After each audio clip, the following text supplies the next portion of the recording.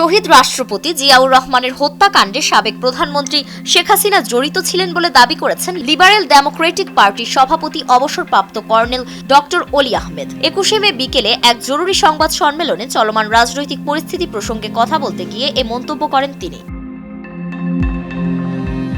সংবাদ সম্মেলনে অলি আহমেদ বলেন, ভারতের প্রয়োজন বাংলাদেশে তাদের পছন্দের একটি সরকার। একসময় তাদের পছন্দের সরকার ছিল শেখ মুজিবুর রহমানের নেতৃত্বে। এরপর শহীদ জিয়াউর রহমানকে হত্যা করা হয়। এই হত্যাকাণ্ডের সঙ্গে শেখ হাসিনা জড়িত ছিলেন। আমি আগেও বলেছি, আজ আবারও বলছি।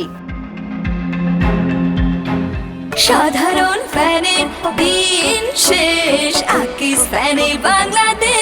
তিনি আরো দাবি করেন, ঘটনার সময় শেখ হাসিনা সাজেদা চৌধুরীকে নিয়ে পালিয়ে যাচ্ছিলেন। সে সময় আখাউড়া সীমান্তে তারা ধরা পড়েন এবং বিডিআর সদস্যরা তাদের ফিরিয়ে আনে। তারা ফিরে আসার 17 থেকে 18 দিনের মধ্যেই রাষ্ট্রপতি জিয়াউর রহমান নিহত হন।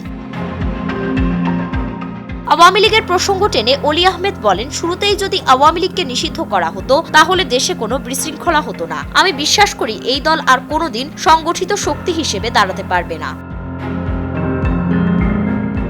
অলি আহমেদ আরো অভিযোগ করেন, দেশে বর্তমানে যে পরিস্থিতি বিরাজ করছে তার পেছনে দীর্ঘদিন ধরে গড়ে ওঠা রাজনৈতিক পরিকল্পনা ও আন্তর্জাতিক হস্তক্ষেপ রয়েছে। কারণ একটি মহল বাংলাদেশকে স্থিতিশীলতা থেকে দূরে রাখতে চায়। প্রসঙ্গত, কর্নেল অলি আহমেদ একাধারে মুক্তিযুদ্ধের সংগঠক, সাবেক মন্ত্রী ও বিএনপির অন্যতম প্রতিষ্ঠাতা সদস্য ছিলেন। পরে তিনি এলডিপি গঠন করে স্বাধীন রাজনৈতিক ধারা চালিয়ে যাচ্ছেন। তবে তার বক্তব্যে উঠে আসা অভিযোগগুলো সম্পর্কে সরকারি কোনো প্রতিক্রিয়া এখনো পাওয়া যায়নি।